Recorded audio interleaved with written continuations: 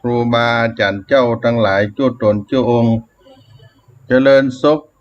เจริญธรรมบังเกิดมีแก่สาธุชนท่านผู้ฟังธรรมะทางสถานีวิทยุวัดฝายหิน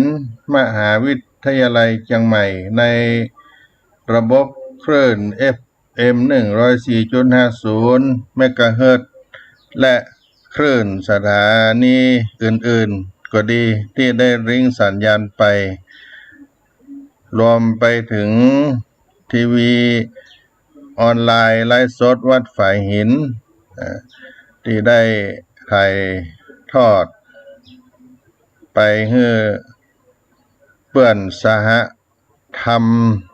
มิตรแก้วสหายคำบอกว่าอยู่ใน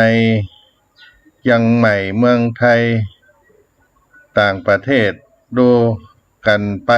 ได้ทั่วโลกสามารถรับชมกันได้ฟังธรรมะกันตลอดวันตลอดคืน24 ชั่วโมงวันนี้สาระธรรมเมื่อค่ำยามเย็นอัตมาภาพท่านพระครูปัญญาสังฆการหรือท่านพระครูพรหมินทร์ได้มาดำเนินรายการประพบกับ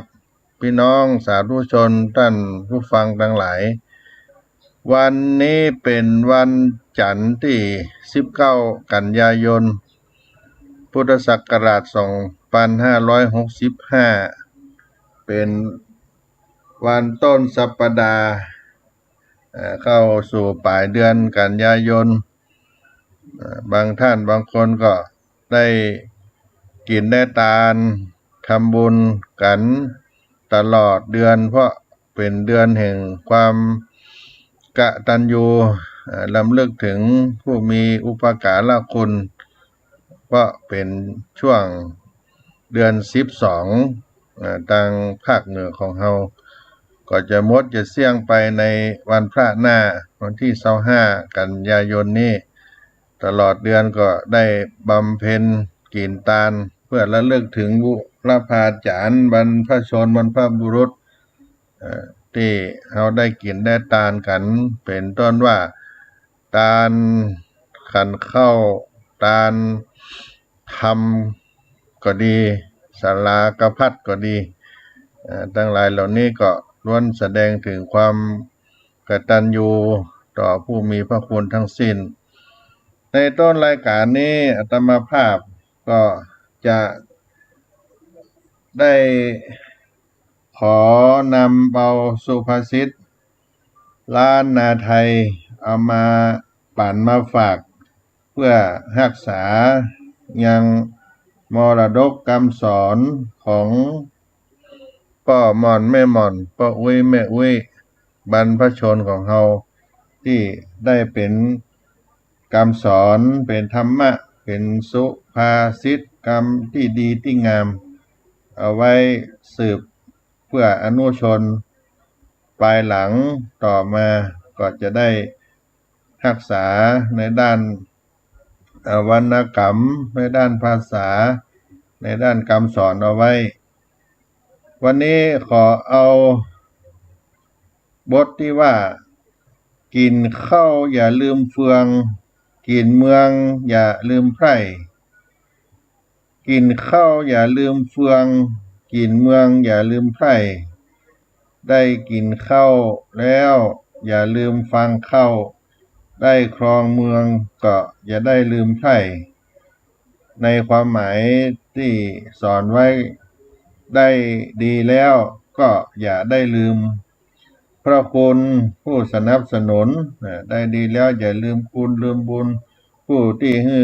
การสนับสนุนอุปถัมภ์ค้ำจูนเฮามากินข้าวอย่าลืมเฟืองกินเมืองอย่าลืมไพร่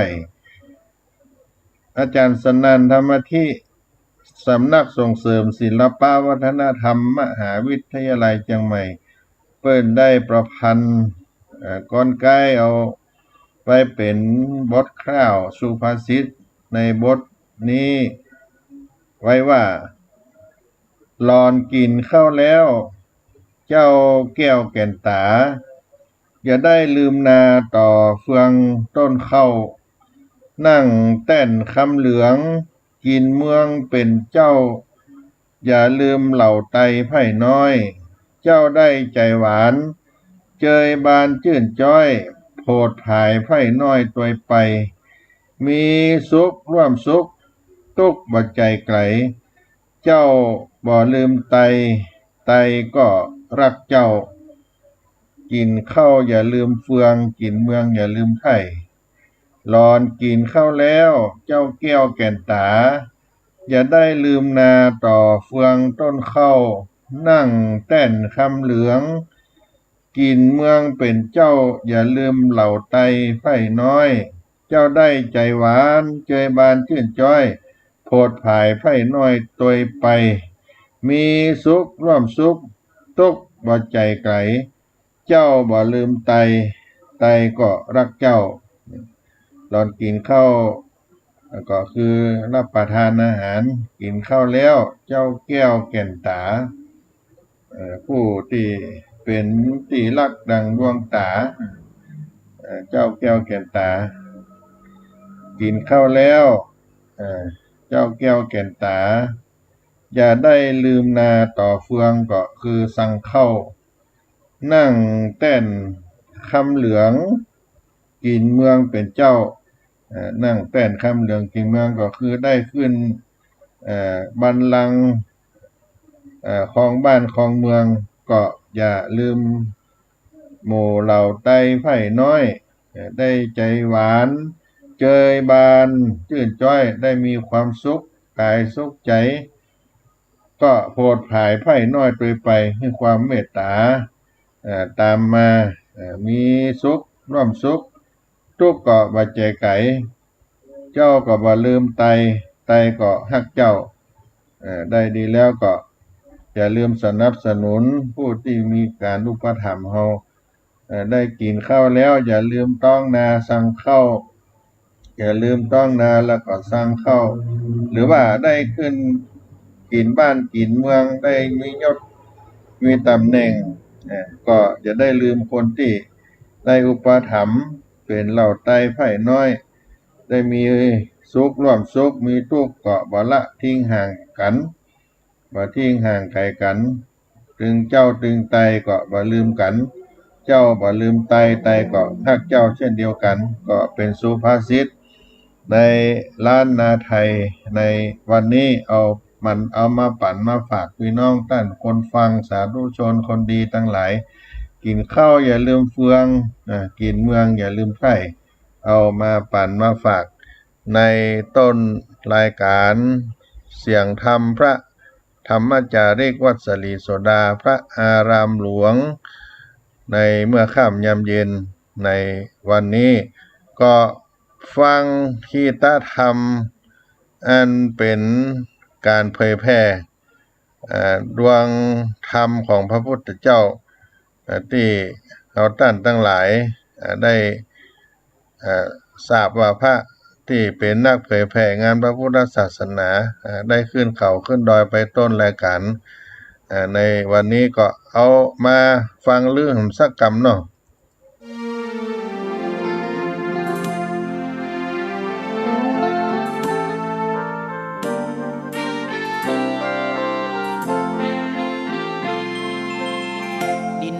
ถิ่นดงธุรกันดารมีนามเรียกขา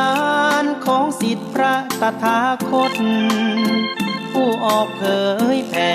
ธรรมะแก่ทุรชนมิให้มองมนปลดทุกข์ด้วยทางธรรมธรรมจาริกธรรมจาริกธรรมจาริกถึงอยู่กลางป่าหรือว่ายอดดอยท่านไม่เคยถอยเฝ้าคอยชี้นำให้ใช้ธรรมะขององค์พระพุทธธรรมให้ใจสุขล้ำน้อมนำทำกรรมดีธรรมจาริกธรรมจาริกธรรมจาริก พัฒนาการอยู่การกินให้มีชีวิตสุขสันต์เปรมปรีพบแสงสว่างส่องทางสร้างความดีให้มีความสุขความทุกข์หายไปธรรมจาริก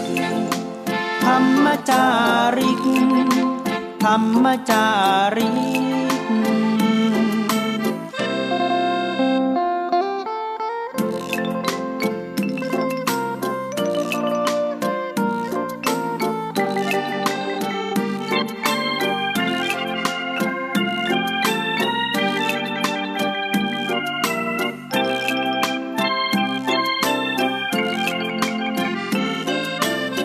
เร่งพัฒนาการอยู่การกิน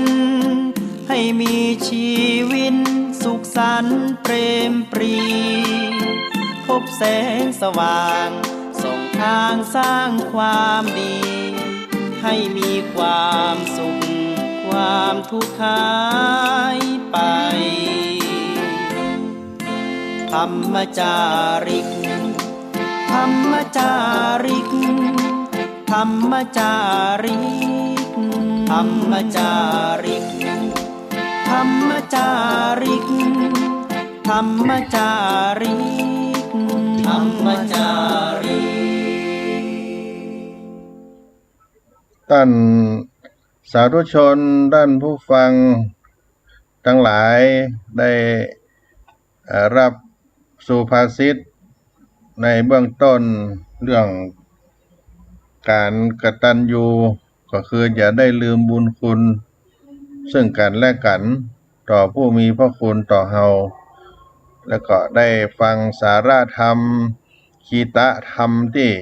เกี่ยวด้วยงานเผยแผ่งานพระพุทธศาสนาของคณะพระธรรมจาริกผู้ที่ได้ถือว่าเป็นพระสงฆ์พระภิกษุสามเณรที่ได้ขึ้นไปปฏิบัติศาสนกิจอยู่บนภูเขาในหมู่บ้านพี่น้องเจ้าเขาเผ่าต่างๆทั่วภาคเหนือมีหลายเผ่าที่ขึ้นไปเผยแผ่ธรรมเพราะฉะนั้นเฮาท่านทั้งหลายได้ทราบถึงการปฏิบัติศาสนกิจของคณะพระธรรมจาริกมีพระสงฆ์ไปตามหมู่บ้านพี่น้องราษฎรบนพื้นที่สงฆ์ไปอยู่กับอาขาลีซูลาหูปะกัญญอเหล่านี้เป็นต้นทั่วภาคเหนือที่ได้มีโครงการเกิดขึ้นก็คือโครงการพระธรรมจาริกซึ่งเป็นการเผยแผ่งานพระพุทธศาสนาเมื่อ 2508 เป็นต้นมาก็มีผู้มีพระคุณในโครงการพระธรรมจาริกก็คือเจ้าพระคุณสมเด็จพระพุทธชินวงศ์ผู้เป็นปฐมประธานคณะพระธรรมจาริกซึ่งในเดือนกันยายนนี้ทางคณะพระธรรมจาริกคณะสงฆ์วัดสลีโสดาพระอารามหลวงได้จัด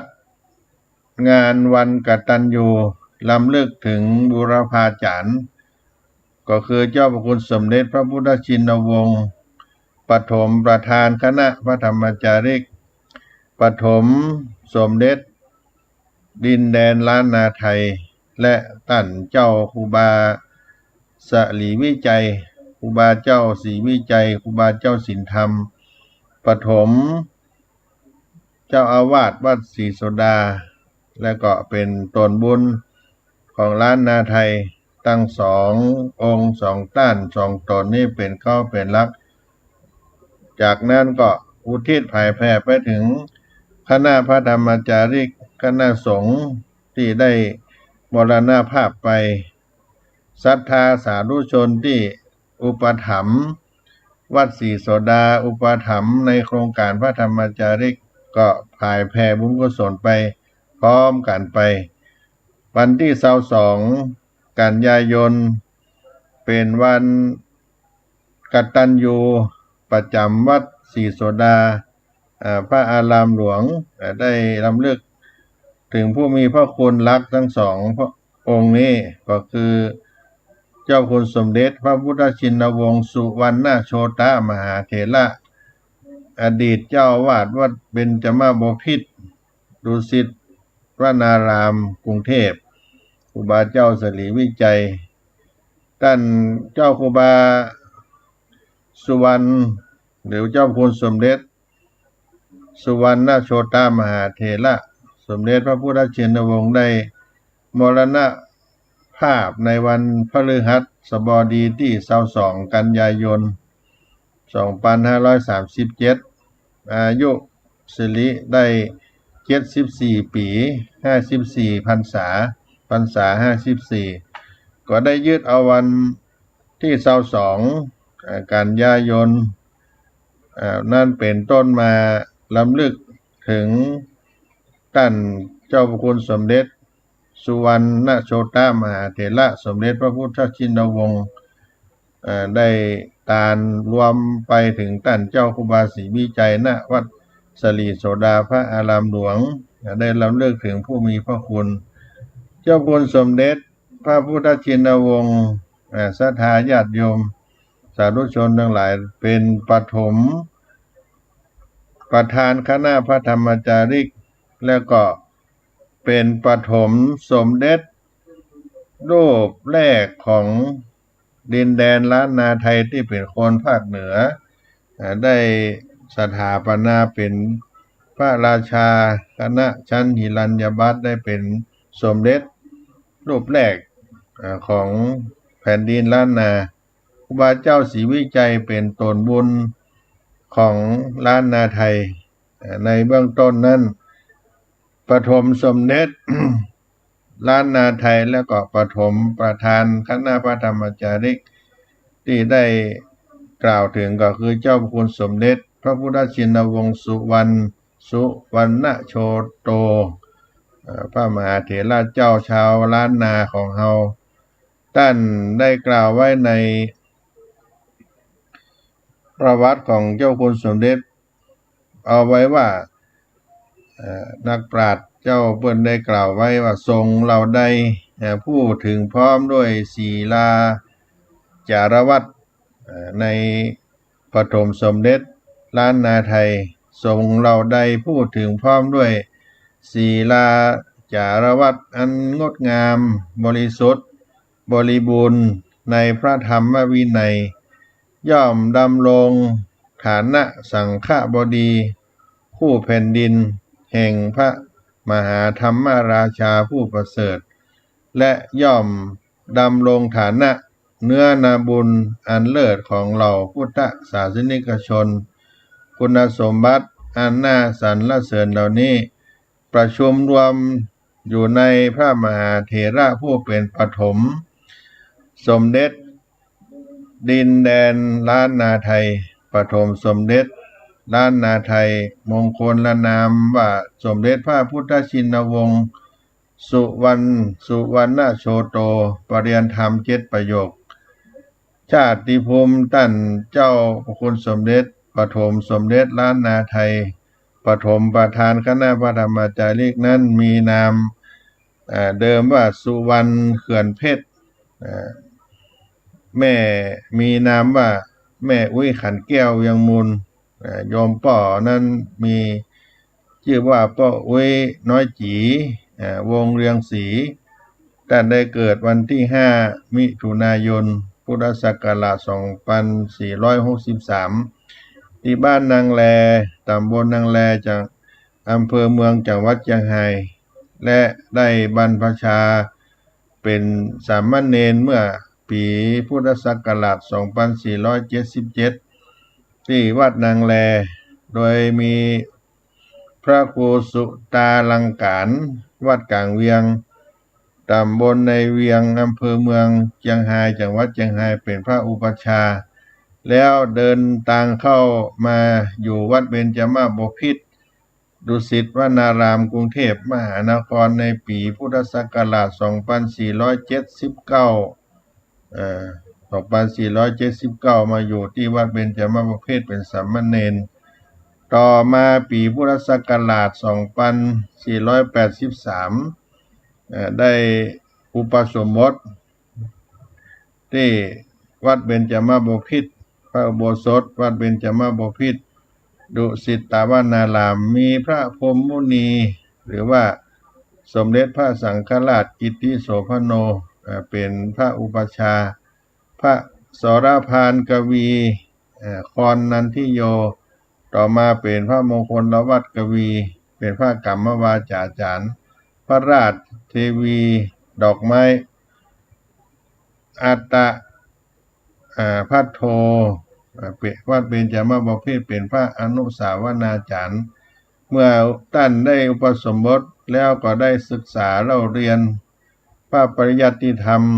ต่อมาจนสอบไล่ได้เป็นปริญญาธรรม7 ประโยคเมื่อปีพุทธศักราช 2490 ต่อมาถึงปี 2493 ได้โปรดแต่งตั้งเป็นพระราชาคณะที่พระกิตติวงศ์เวที แล้วก็ได้เลื่อนสมณศักดิ์ขึ้นลำดับมาเรื่อยๆจนถึงสมณศักดิ์อันสุดท้ายก็คือสมเด็จพระพุทธชินวงศ์ในปีพุทธศักราช 2532 เจ้าคุณสมเด็จได้รับเลือกให้รับการแต่งตั้งเป็นเจ้าอาวาส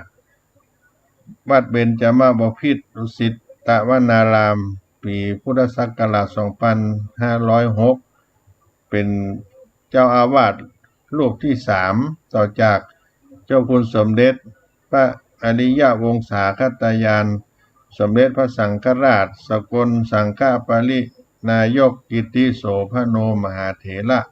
ปลดกิติโสภโนปรริยนธรรม9 ประโยคสมเด็จพระพุทธชินวงศ์สุวรรณโชโตสุวรรณโชตมหาเถระนี่เป็นพระมหาเถระรูปแรกของชาวล้านนาที่ได้พระราชทานสถาปนาเป็นสมเด็จพระราชาคณะจันทสุพรรณบัตรพระผู้อุทิศแรงกายแรงใจทำหน้าที่เสาหลักแห่งสังฆมณฑลอย่างสุดความสามารถผลงานการเผยแผ่ธรรมของเจ้าคุณสุวรรณโชตมหาเถระสมเด็จพระพุทธชินวงศ์นี่ก็กระจรกระจายไปไกลถึงในประเทศต่างประเทศศรัทธาญาติโยมในอุตรมหาคณะประธานาธิสรณ์เจ้าคุณสมเด็จดำรงตำแหน่งเป็นเจ้าคณะใหญ่หนเหนือเป็นเจ้าคณะใหญ่หนเหนือผู้ให้การปกครองดูแลพระภิกษุสงฆ์ในภาคเหนือทั้งหมด16 จังหวัดเป็นกรรมการมหาเถระสมาคมเจ้าคณะภาคและเป็นแม่กองบาลีสนามหลวงผู้ให้การส่งเสริมการศึกษาปริยัติธรรมแผนกบาลีอย่างกว้างขวางซึ่งก็ถือเป็นหลักสำคัญในการรักษาพระธรรมคำสอนแห่งองค์สมเด็จพระสัมมาสัมพุทธเจ้าได้ถูกต้องและก็สืบทอดมายาวนานในงานสำคัญเจ้าคุณสมเด็จได้เป็นประธานคณะพระธรรมจาริกงานพัฒนางานสงเคราะห์เจ้าเขาเจ้าคุณสมเด็จนั้นเป็นผู้ชนียภิกขุผู้ให้การสงเคราะห์แก่หมู่สงฆ์และชนทั้งผองด้วยเมตตาธรรมโดยเฉพาะกลุ่มพี่น้องบนพื้นที่สูงอยู่ตามภูเขา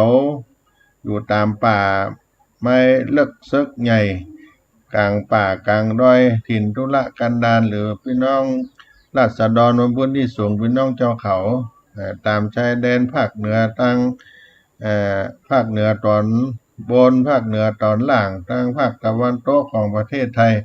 ก็ซึ่งมีจำนวนทั้งสิ้นนับเป็นหมื่นคนท่านก็เปรียบเสมือนเทียนอันสว่างไสวที่เปล่งแสงอันรุ่งเรืองในท่ามกลางความมืดมิดในภูเขาเหล่าป่าในถิ่นทุรกันดารรุ่งเรืองดังแสงเทียนที่เป็นเทียนเล่มแรกที่เปล่งแสงสว่างไสวไปทั่วทุกสันดอยให้ได้สว่างด้วยธรรมสว่างในจิตในใจธรรมแห่งพระพุทธเจ้าจนได้เกิดผลที่พี่น้องบนดอยพี่น้องเจ้าเขาได้ประกาศตนเป็นพุทธมามกะเป็นจำนวนมากในทุกชุมชนที่เจ้าคุณสมเด็จได้การเผยแผ่ธรรมไปถึงได้นำพาความร่มเย็นไปสู่ดินแดนบนภูเขานั้นพ่อแม่พี่น้องบนภูเขาก็ได้เข้าถึงพระพุทธศาสนาเข้าถึงธรรมนำเอาลูกหลานได้เข้ามาบวชเป็นพระภิกษุสามเณรในโครงการพระธรรมจาริกก็นับเป็นหลายพันลูกหลายพันคนก็เป็นผลงานที่สำคัญที่ยิ่งใหญ่เป็นสังฆบิดรแห่งเจ้าเขาเป็นปฐมประธานคณะพระธรรมจาริกผลงานการพัฒนาเจ้าคุณสมเด็จสุวรรณโชตมหาเถระสมเด็จพระพุทธชินวงศ์อันเป็นสังฆบิดรของพระธรรมจาริกเฮานี้เป็นผู้ก่อตั้งเป็นปฐมประธานคณะพระธรรมจาริกเผยแผ่งานพระพุทธศาสนาแก่พี่น้องเจ้าเขาตั้งแต่ 2508 เป็นต้นมาพระธรรมจาริกก็ได้เสียสละกายใจขึ้นไปเป็นประโยชน์ต่อพี่น้องชุมชนบนภูเขาราษฎรพื้นที่สูงเป็นอเนกอนันต์แล้วก็ท่านเจ้าคุณสมเด็จนั้นเป็นพระอุปัชฌาย์ของเหล่าธรรมทายาทพระอุโบสถอันงดงามหินอ่อนวัดเบญจมาบพิตรที่สวยงามที่สุดในประเทศไทยก็ถือว่าคณะเดียวกันนั้นเป็นพระอุโบสถที่มีกุลบุตรลูกหลานเจ้าเขาได้เข้าไปบวชมากที่สุดในประเทศไทยก็ว่าได้ตลอดถึงกุลบุตรลูกหลานคนไทยคนที่จะมีบุญที่เข้าได้ไปบวชในพระอุโบสถแห่งนี้ก็ถือว่าเป็นสิ่งที่น่าปลื้มอกปลื้มใจกับพี่น้องเจ้าเขาดังนั้นท่านเจ้าคุณสมเด็จพระพุทธชินวงศ์สุวรรณโชตมหาเถระจึงได้เป็นพระอุปัชฌาย์ที่มีสัทธิวิหาริกมากที่สุดในประเทศไทยหรือว่าทั่วกระทั่งทั่วโลกก็ว่าได้ท่านได้มีเมตตาธรรมเล็งหันการไกลที่พัฒนาเยาวชนผู้ที่จะเป็นอนาคตอันสำคัญของชาติปรารถนาจะให้บัณฑิตได้เรียนจบออกไปเป็นผู้มีความรู้คู่กับคุณธรรมดังนั้นหลวงพ่อเจ้าคุณสมเด็จพระพุทธชินวงศ์สุวรรณโชตมหาเถระนี้ก็จึงให้การอุปถัมภ์การสนับสนุนโครงการที่เป็นธรรมทายาทการบรรพชาอุปสมบทหมู่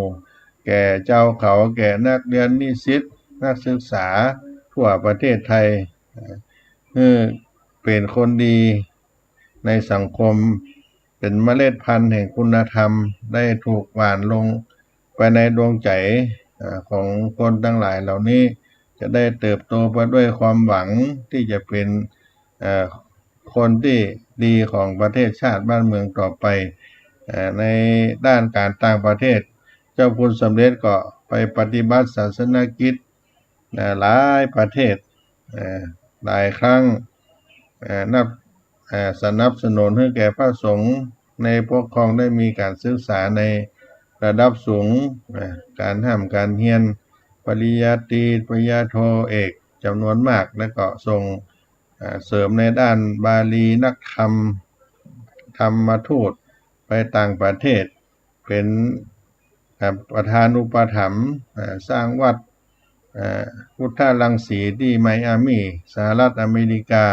เป็นประธานอุปถัมภ์สร้างวัดศรีนครินทราบรมราชชนนีประเทศสวิตเซอร์แลนด์โดยเจ้าคุณสมเด็จพระพุทธชินวงศ์สุวรรณโชตมหาเถระท่านมีคุณูปการมากมายในพระพุทธศาสนาแก่พุทธศาสนิกชนได้ถึงแก่มรณภาพในวันที่22กันยายน2537อายุได้74ปีปฏิปทาของท่านเจ้าคุณสมเด็จที่ได้กล่าวไว้ก็เป็นส่วนน้อยหนึ่งที่เทียบกับผลงานนั้นมหาศาลยิ่งใหญ่ไพศาลที่ท่านฝากไว้ครับพระพุทธศาสนากับสังคมไทยด้วยความอันบริสุทธิ์อันซาบซึ้งในคุณูปการอันประเสริฐต่อเหล่าศิษยานุศิษย์ดังนั้นวันที่22กันยายนก็เป็นวันรำลึกแห่งบูรพาจารย์เจ้าคุณสมเด็จที่วัดสลีโสดาพระอารามหลวงแห่งนี้เป็นผู้ที่มีพระคุณต่อพระพุทธศาสนาโดยเฉพาะพระธรรมจารีพระภิกษุสามเณรที่ออกไปเผยแผ่งานพระพุทธศาสนาแก่พี่น้องชาวไทยบนภูเขาพี่น้องศรัทธาญาติโยมคณะพระธรรมจารีได้นำพระพุทธศาสนาไปครั้งแรกเมื่อปี2508คือแก่พี่น้องเจ้าเขาเผ่ามี6เผ่าเผ่ามงเผ่าเย้าเผ่าอีก้อลีซอมูเซอร์กะเลียงที่นิคมสร้างตนเองสงเคราะห์เจ้าเขาที่กรมประชาสงเคราะห์กระทรวงมหาดไทยได้จัดสร้างขึ้นในพื้นที่5แห่งก็คืออำเภอแม่เสรียงจังหวัดแม่ฮ่องสอนอำเภอแม่จันทร์จังหวัดเชียงรายอำเภอเชียงดาวจังหวัดเชียงใหม่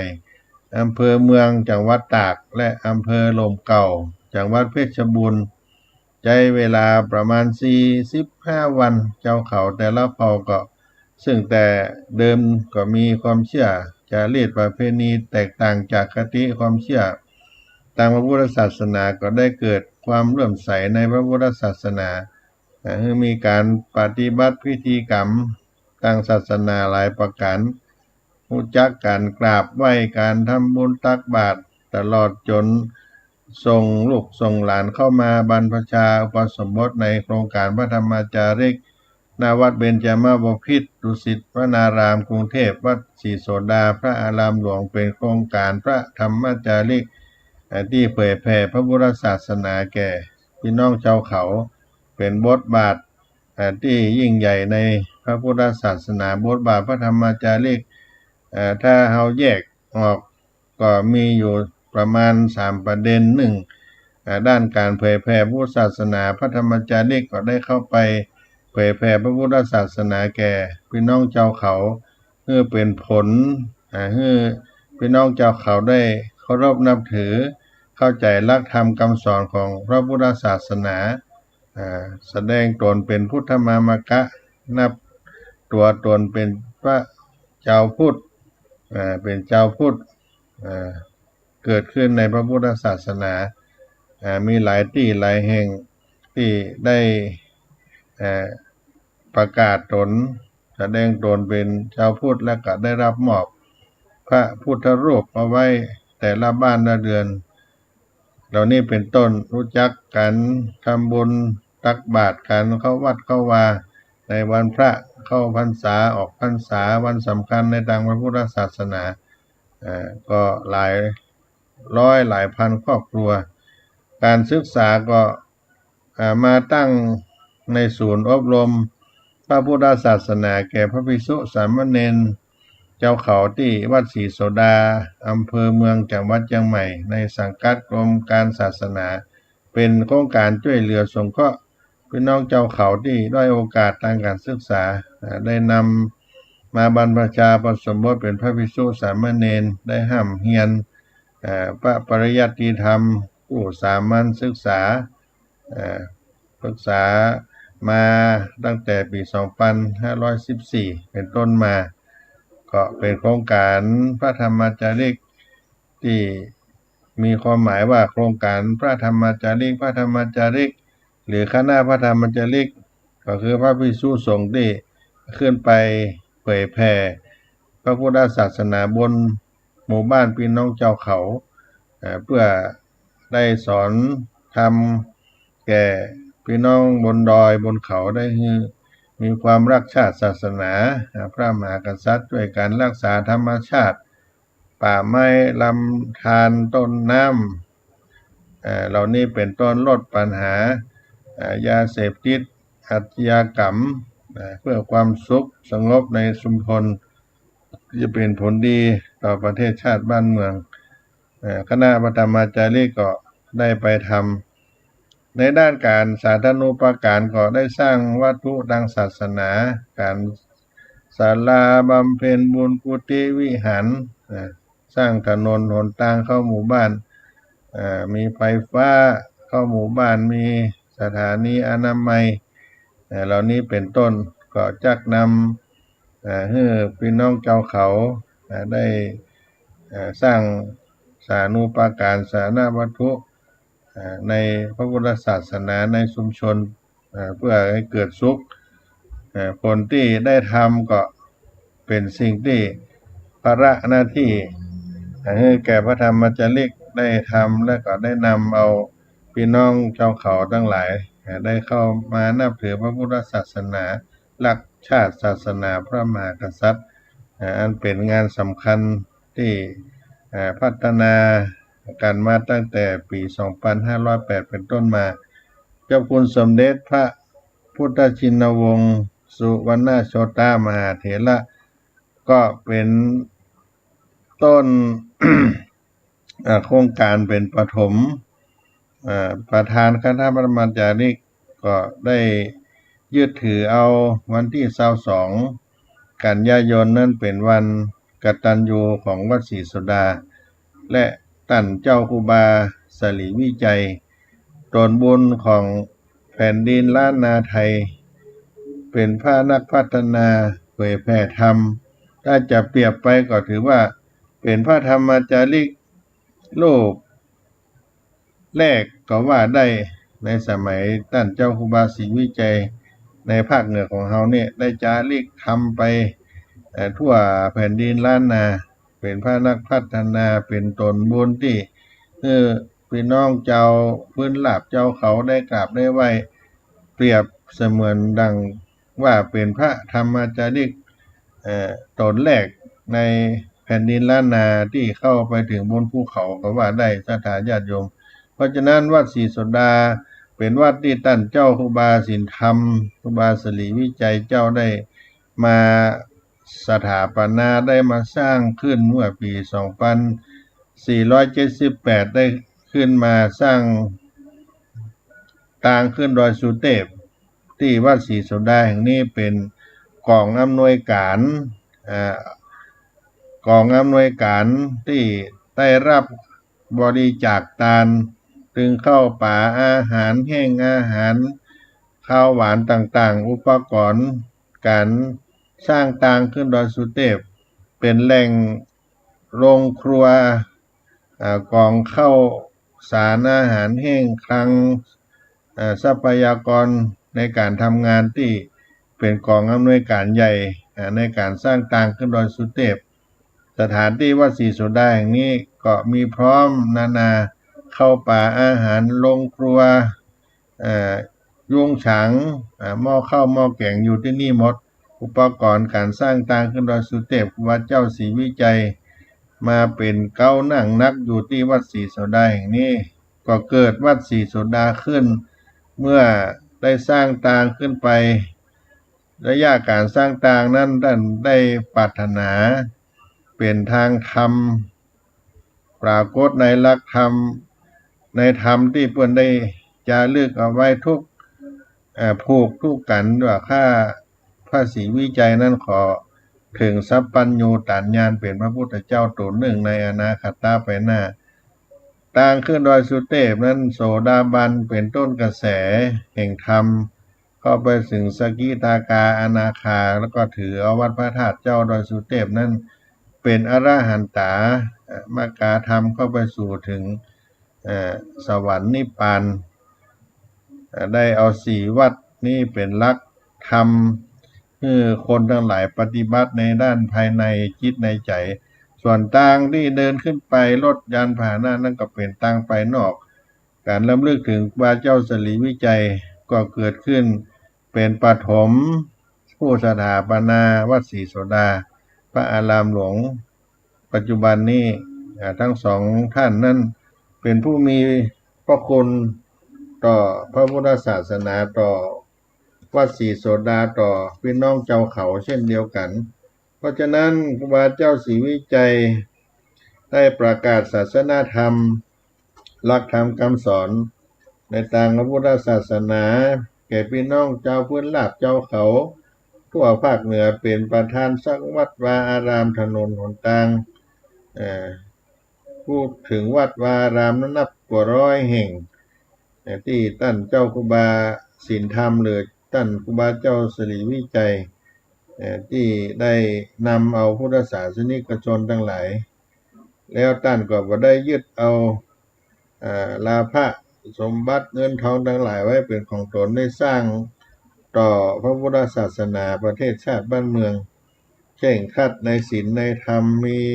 สัจจะมีความอดทนถึงแม้จะถูกทางอำนาจรัฐบ้านเมืองก็ดีคณะสงฆ์ได้ทำมาที่ไปนำไปสอบอธิกรณ์ถึงกรุงเทพเมืองบางกอกหลายครั้งก็บ่ได้ทำให้ท่านได้หวั่นไหวในการทำความดีศีลธรรมก็พิสูจน์ความบริสุทธิ์ของครูบาเจ้าศรีวิจัยมาโดยตลอดช่วงระยะเวลา42ปีในการเผยแผ่ธรรมจาริกเป็นพระธรรมจาริกไปทั่วภาคเหนือได้อนุเคราะห์เพื่อประโยชน์สุขอนุเคราะห์แก่มหาชนทั้งคนพื้นราบคนบนดอยได้จารึกไว้ในจิตในใจของพี่น้องสาธุชนคนแผ่นดินล้านนามาตราบถึงทุกวันนี้ก็ได้รำลึกถึงทั้งสองท่านสององค์นี้แล้วก็ตลอดถึงพระภิกษุสามเณรพระธรรมจาริกที่ได้ถึงแก่มรณภาพไปก็ได้นำมาเล่าสู่กันฟังตั้งสองตนในต้นรายการนี้ก่อนเนาะต้นรายการนี้ที่ท่านครูบาเจ้าศรีวิจัยก็ขออนุโมทนาสามเณรน้อยวัดปัดแดงเพิ่นก็ติดตามไหว้สามาตลอดให้กำลังใจท่านพระครูปัญญาสังฆการในการเผยแผ่ธรรมดังสถานีมาทุกวี่ทุกวันได้มากราบปูชาเมตตาธรรมก็ขออนุโมทนาขอบคุณเด้อสามเณรน้อยวัดปัดแดงมหาวิหารตำบลสุเทพเฮาท่านพระอาจารย์บุญยงเขมาชโยกราบนอบน้อมบูชาหลวงพ่อพระครูปัญญาสังฆการนะครับก็รับกรรมนอบน้อมต่อพระอาจารย์บุญยงเขมาชโยพระธรรมจาริกบ้านลั่วพัฒนาอำเภอด่านลานหอยก็ไปนอนปฏิบัติธรรมกับท่านหลายครั้งหลายรอบเป็นหมู่บ้านลั่วที่มีวัฒนธรรมมีความงดงามเป็นประเพณีพระพุทธศาสนามาเป็นสิ่งที่ดีมากในโครงการพระธรรมจาริกท่านอาจารย์บุญยงเขมาชโยก็เป็นนักเผยแผ่เป็นศูนย์ร่วมใจของพี่น้องลั่วของอำเภอด่านลานหอยในโครงการพระธรรมจาริกโดยอนุโมทนาและก็อาจารย์ออดบ้านแม่สารแม่สารศรีสัชนาลัยบ้านพี่น้องกะเหรี่ยง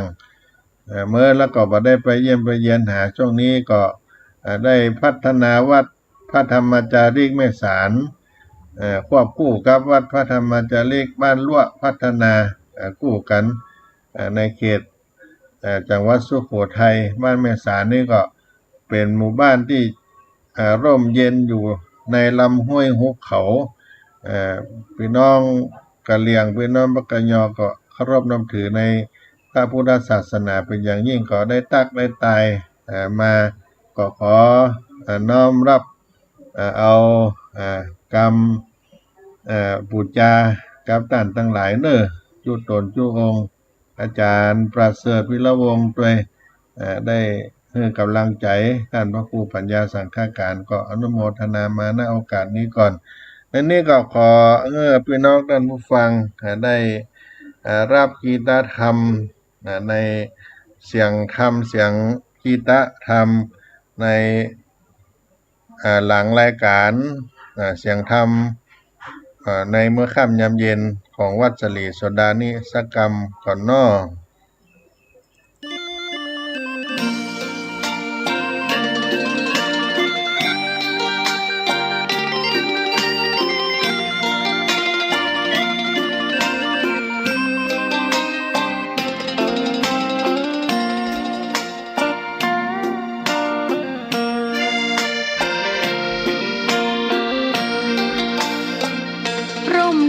ไหนเล่าจะเย็นเท่าร่มโพทองทั่วลาศรัทธายกย่องร่มของพุทธศาสนายิ่งกว่าร่มใดกันแดดไฟฝนลมนาแผ่กิ่งก้านสาขาปกคลุมประชาทุกชีวิตเย็นใดไหนเล่าจะเทียมเท่าเย็นใจพระธรรมที่ทรงตรัสไว้เป็นความจริงใสตรัสไว้ด้วยดีผู้ทำเห็นเองไม่จำกัดการเวลานาทีผิดถูกแก้กันตรงนี้จะไม่มีเรื่องราวก่อกวนพุทธศาสนาเชื่อมมากับเมืองสยามวัดบ้านโรงเรียนเขตคามปฏิบัติตามแม่ยามเรรวนคิดทำสิ่งใดเป็นไปเพื่อประโยชน์ทั้งมวลทำดีละสิ่งยั่วยวนขนึงครวญทางสายกลางชนะในเล่าจะเทียมเท่าชนะตนยิ่งใหญ่ในทุกแห่งหนยิ่งกว่าชนะคนในสงครามไม่มีกลับแพ้ไม่มีเรื่องแย่มาลุกลามประพฤติปฏิบัติตามองค์สัมมาสัมพุทธเจ้า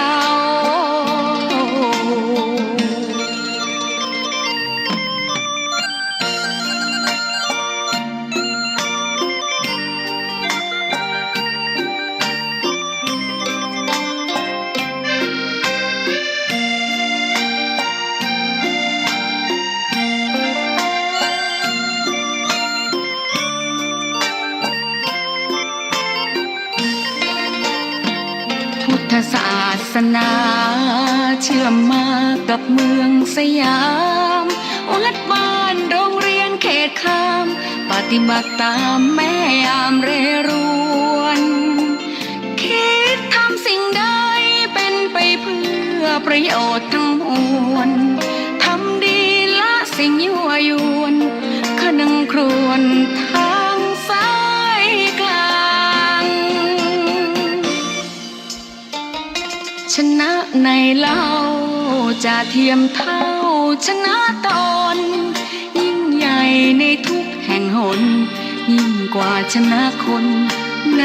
สงครามไม่มีกลับแพ้ไม่มีเรื่องแย่มาลุกลามประพฤติปฏิบัติตามองค์สัมมาสัม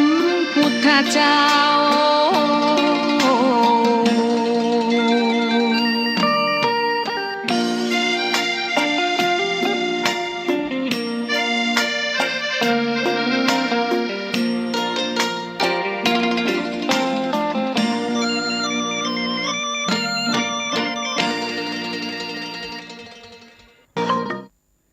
ท่านสาธุชน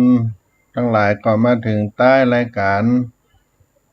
สาระธรรมยามเย็นวัดสรีโสดาพระธรรมจาริกได้พูดถึงการทำบุญวันกตัญญูวัดศรีโสดาพระธรรมจาริกวันที่22กันยายน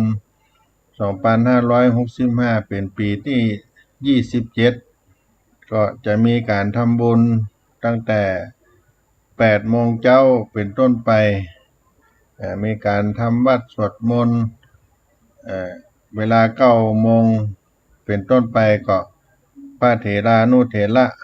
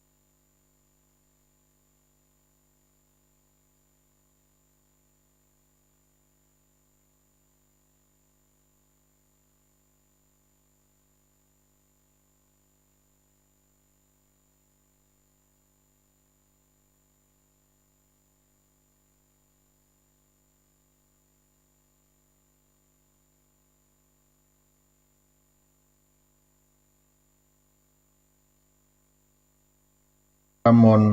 รูปบางที่ได้นิมนต์มาโปรดเมตตาทักษิณพระถวายไตรยชินวงศ์ภิกษุสามเณรมีคุณูปการตลอดถึงพระภิกษุสามเณรที่ได้เป็นนักเผยแผ่ธรรมเป็นพระธรรมจาริกขึ้นบนภูเขาขึ้นไปเผยแผ่งานพระพุทธศาสนาและก็พระภิกษุสามเณรที่ได้สร้างวัดสรีโสดานี้เกิดขึ้นรวมไปถึงการสร้างถนนหนทางขึ้นไปสู่ดอยสุเทพก็ว่าได้ก็ถือว่าเป็นยุคของท่านเจ้าครูบาสรีวิจัยครูบาเจ้าคุณสมเด็จพระพุทธชินวงศ์มหาเถระเจ้าสองตนที่มีคุณูปการตนหนึ่งเป็นตนบุญแผ่นดินล้านนาเป็นพระธรรมจาริกรูปแรกก็ว่าได้ในแผ่นดินล้านนาและก็ตนที่สองนั้นก็เป็นปฐมสมเด็จแผ่นดินล้านนาไทยปฐมประธานคณะพระธรรมจาริกอดีตเจ้าคณะใหญ่หนเหนือเป็นผู้ปกครองคณะสงฆ์ในหนเหนือด้วยก็ได้กินได้ทานร่วมกันได้ถ้าจะทานกับอาตมาภาพก็มาติดต่อหรือจะโทรถามก็ได้จะร่วมบุญกุศล0611785839จะร่วมบุญตามไปหาครูบาเจ้าศรีวิจัยสมเด็จพระพุทธชินวงศ์สุวรรณโชตมหาเถระวันทำบุญวันกตัญญูประจำวัดศรีโสดาพระอารามหลวงก็ติดต่อสอบถามได้หรือท่านใดที่เคยขึ้นมาบนวัดศรีโสดาก็ขึ้นมาร่วมเป็นเจ้าภาพด้วยกันจะให้จะหอมเป็นปัจจัยเท่าใดก็ได้แล้วแต่ศรัทธาจะมาเป็นเจ้าภาพลงทานภัตตาหารเพลแก่พระสงฆ์สามเณรที่อยู่วัดศรีโสดาในวันกตัญญูตลอดถึงโรงทานอาหารต้อนรับสาธุชนที่มาร่วมการทำบุญก็ติดต่อได้ตามเบอร์โทรที่อาตมาภาพได้แจ้งไปแล้วก็จะขึ้นมาที่วัดศรีโสดาก็ได้เน้อวันนี้การทำบุญอานิสงส์ความเป็นผู้รู้คุณผู้ที่มีกตัญญูก็คือเป็นผู้ที่ความกตัญญูเป็นผู้ที่รู้คุณเป็นผู้ที่รู้คุณผู้อุปการะคุณเฮามาแต่ก่อนแล้วก็ได้ทำกตเวทิตาธรรมตอบแทนบ่ลืมบุญคุณของเปิ้นอันนี้ก็เป็นผู้ที่ มีความกตัญญูรู้จักบุญคุณแล้วก็กตเวทิตาธรรมก็คือการตอบแทนบุญคุณก็มีพละอานิสงส์ให้เฮาได้อยู่เย็นเป็นสุขให้เกิดความเป็นผู้ที่ได้สร้างคุณงามความดีให้เพิ่มขึ้นไปบ่ได้ประมาทในธรรมมีจิตใจที่งดงามมองโลกที่แง่ดีแล้วก็เป็นที่ฮักเป็นที่สรรเสริญคบค้าสมาคมของคนทั้งหลายทำให้คนก็ฮักเทวดาก็อุปถัมภ์มีเวรมีภัยมีลาภผล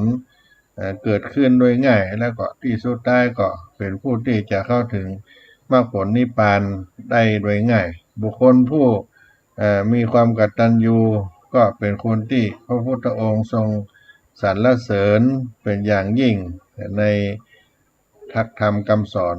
ในทางพระพุทธศาสนาของเราวันนี้รายการเสียงธรรมสาระธรรมยามเย็น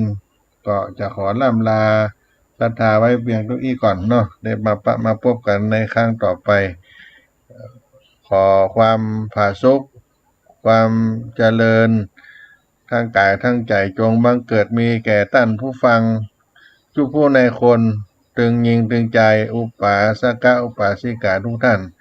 อยู่เย็นเป็นสุขกันทั่วหน้าอาตมาภาพพระครูปัญญาสังฆการหรือท่านพระครูพมินทร์ขอบุญกุศลแห่งพระรัตนตรัยอำนาจแห่งคุณพระพุทธเจ้าพระธรรมพระสงฆ์ปกปักรักษาได้อยู่เย็นเป็นสุขกันทั่วหน้า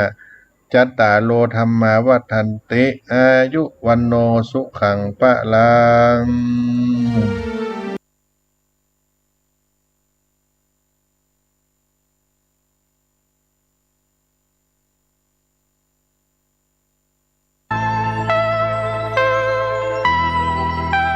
ขอเชิญร่วมทำบุญทอดกฐินและวางศิลาฤกษ์ศาลาการประเรียนณที่พักสงฆ์เหล่ามนทาหมู่ที่ 3 ตำบลดอยหล่ออำเภอดอยหล่อจังหวัดเชียงใหม่วันที่ 12 ตุลาคม 2565 เวลา 13:39 นาทีธงชาติและเพลงชาติไทยเป็นสัญลักษณ์ของความเป็นไทยเราจงร่วมใจยืนตรงเคารพธงชาติด้วยความภาคภูมิใจในเอกราชและความเสียสละของบรรพบุรุษไทยประเทศไทยรวมเนื้อชาติไทยเป็นประชารัฐผ้าไทยของไทยทุกส่วนอยู่ดำรงคงไว้ได้ทั้งมวลด้วยไทยล้วนหมายรักษาพันยินไทยนิรักสงบแต่ถึงรบไม่กล้าเอกราชจะไม่ให้ใครคุมขีสละเลือดทุกอย่างเป็นชาติทะเลพลังประเทศชาติไทยทวีมีชัยชโย